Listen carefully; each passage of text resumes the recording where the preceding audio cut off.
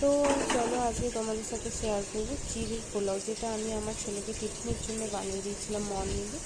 তো সেই জন্য সেই রেসিপিটা আজকে তোমাদের সাথে শেয়ার করবো। তো ফার্স্টেই দেখতে পাচ্ছি আমি যে একটা ফ্রাইং প্যান রেখে দিয়েছি। এবার ওর মধ্যে দিয়ে দিচ্ছি ফোড়ন, দিয়ে দিয়েছি সর্ষে, দিয়ে দিয়েছি জিরে, গোটা জিরে আর তেজপাতা।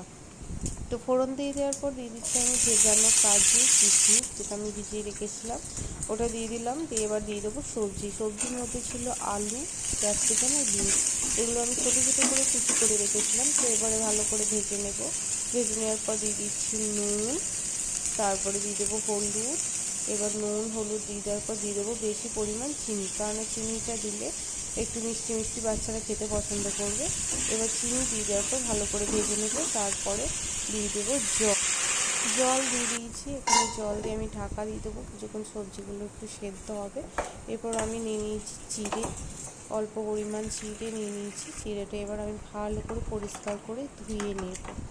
তো ভালো করে পরিষ্কার করে চকলে ধুয়ে নেওয়ার পর চিড়েটাকে আমি এবার ফ্রাইং প্যানের মধ্যে দিয়ে দেবো। দিয়ে নাড়াচাড়া